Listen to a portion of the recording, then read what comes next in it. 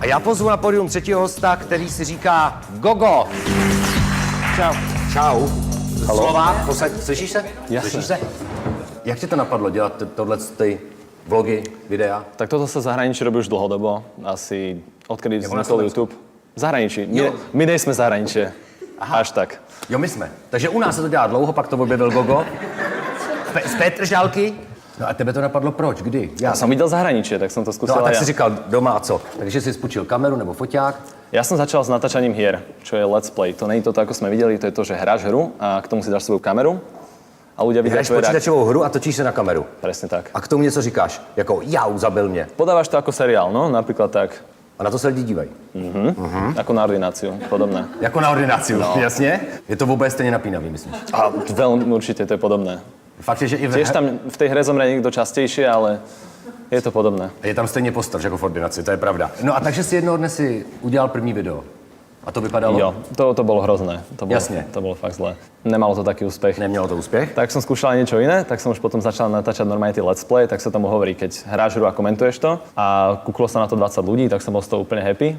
20 lidí. Čo je to na začiatok dosť? No jasně. 20 neznámych ľudí na teba pozerá, ako hráš hru.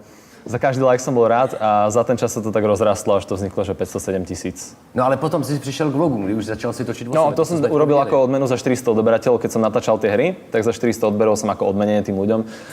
Lebo vtedy na začiatku som ešte nenatáčal s tvárou, to som iba komentoval. Tak nech vidia moju tvár, tak som natočil ako bonus za tých 400 odberov. Takže si poprvé udělal veselé grimasy, řekl si to své slavné, proslulé. Šiška. Jo, šiška. To bolo v tom najslavnejšom videu, no. Neviem, jak ma to napadlo. Mal som na stole šišku, mať drevenú. No. Jak my víme, jak vypadá šiška, to i v Čechách, jo? Ja som to zobral a urobil som k tomu ten svoj face, ktorý vznikol už dávnejšie, to som robil v tábore normálne, že... A je to divné, lebo... Ukaž to pobaví. A neviem, normálne to ľudia nedokážu spraviť, lebo... Skús to spraviť. To je ono, to je presne ono. Ty si šikovný, ale ľudia s tým majú problém. No. Áno. A keď som to zostrial, tak to ľudí asi zabavilo a vyzeralo to pomerne vtipne a tak z toho vznikol ten môj ksicht. Kam na ty nápady chodíš, nebo? Improvizácia. Píšou ti lidi? Záleží na tom, čo chcem robiť ja. Pretože keby som robil niečo, čo ma nebaví, tak to aj tak vyzerá. Ale berem si aj nápady od tých ľudí, aby to zase zajímalo aj tých mojich divákov. Kolik toho natočíš týdne, těch videí? Podľa toho, aké obdobie. Teraz som 2 týždne neurobil nič, som si dal prestávku. Neoficiálnu, nepovedal som nikomu. To si celkem všiml. To si ľudia všimli podľa mňa, no. Lebo predtým som vydával každý deň jedno video. Chodíš do školy? No, na strednú školu. No ne, tretie. to vím, že tam jako seš hlášen, ale jsi tam chodíš. Když každý den děláš Aj tam video. chodím, jasné. Aj tam chodíš. A idem do školy, prídem domov okolo 5:00 po obede. A Kolem 5:00 po obědě. Slovensko je zajímavý kraj, no? Stredná Omolecka, tak sme tam dlho. Ale za to doma sa až tak nemusím učiť. Oproti gymnáziu. Ale ty studuješ? Fotografiu. Fotografii. Takže to k tomu máš blízko. Takže přijdeš domů v 5 hodin, No, po obědě. no je, to som sa naobedoval o tej 5:00. Ano. A potom, keď som sa naobedoval, tak som išiel do garáže, kde natáčam. A natáčal som, potom som to strihal. Strihanie trvá dlho, hodinu, potom ešte to exportovať. A vzniklo to tak, že som ešte zobral psov a išiel som o 11:00 spať. A to bol môj každodenný program. Mimochodem, dá se tím živit? Dá sa tým živiť, ale... Natáčením vlogu se dá živit tady tím. Ale dobře. hlavne v zahraničí, pretože u nás tá reklama je platená oveľa menej. To znamená? Za 1000 videní máš 50 centov. Za 1000 videí máš 50 centů. Ty máš 60 milionů zhlídnutí. Dobre, ty? Dobře. Vieš to prepočítať. No to bych se neodvážil, ale tak jako dá se tím teda uživit. U nás moc nie, tu musíš mať fakt, že hrozne veľa videní, aby si sa s tým užíval, ale pomôže ti to k tomu, aby si skúpil nejakú výbavu k tomu, aby si natáčal a tak. No a čím se teda živíš jinak, kromě teda školy? No, fotografiou. Zároveň fotíš.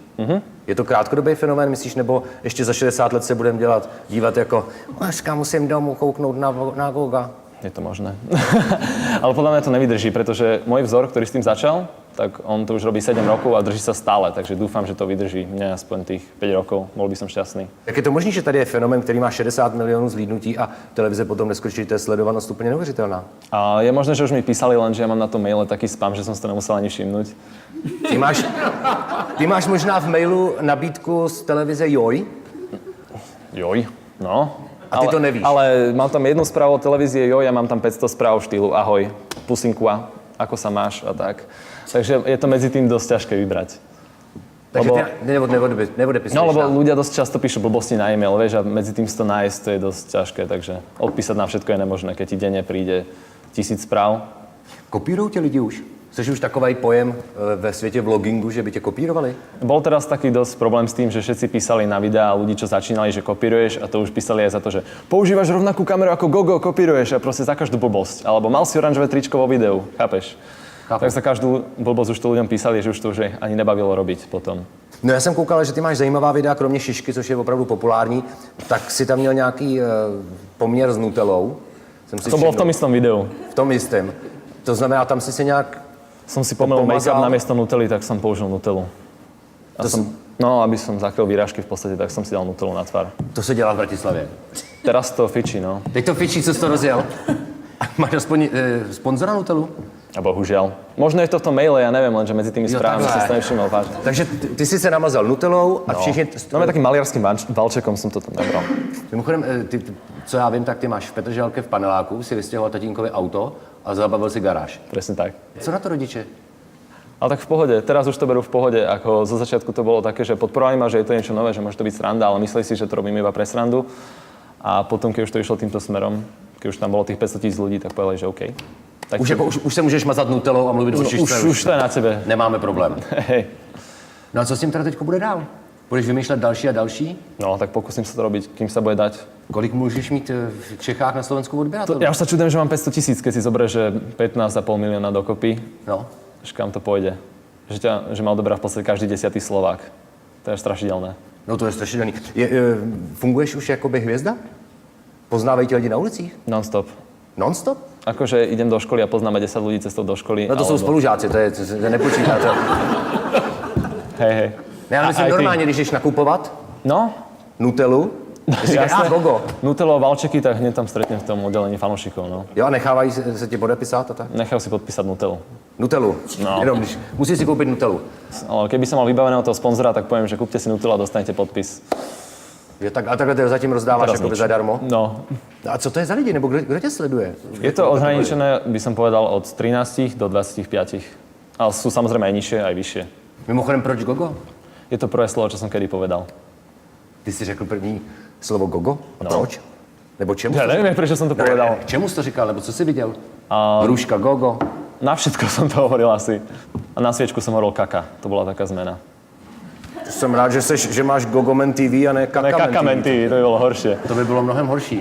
A mňa tak prezývali, keď som bol malý, rodina, tak mi to zostalo. No. Takže máš pravidelný diváky, který to No to z tých 500 000, oni to videli viackrát. Kolikrát psali ti, kolikrát se to pustili? Já jsem třeba viděl 4krát videoklip Valerie. No niekto hovoril, že aj 30krát jedno video, čo už je dosť. A odkud ti psali? A V Čechách by ti psali z Bohnice, ale od vás? z Pezinku, tam je taký najbližší ústav. Tam je nejbližší ústav. Takže tam to má hodně odběratelů, co? Hej, tam celý deň to beží na tej telke. Aby malo čo tešiť, vieš. Jasně, aby měl co těšit. No ale jinak asi píšou, že dobrý, ne? Jsi s tím spokojený. No z Pezinku, hej, tam jo, tam dobrý hlas. No ale ostatní asi mají z toho radost, ne? Bavíš ty lidi. No, keby som nebavil ľudí, tak to nerobím. Nechcem byť depresívny, chápeš, že kvôli mne by si bol smutný, to ne. Ne, musíte být vtipný. Nutella, šiška. A už máš úsmev. No tak já ti popřeju, ať jednou to rozdáhneš aspoň do televize a 60 minut asi mít nebudeš sledovanost, to už dneska televize nemají na Slovensku. Tak ja sa snažím o to, aby z tých ľudí z televízie išli na internet skorej. Pretože Zrušit televizi. Ne zrušiť televíziu, nechať ju tam, ale nech ľudia viac sledujú internet, pretože to je voľné médium, kde si zapneš, čo chceš. V telke ti beží, čo nechceš. Aj. A to bys viděl, kolik lidí se na to dívá. Na to, co nechtějí. Gogo!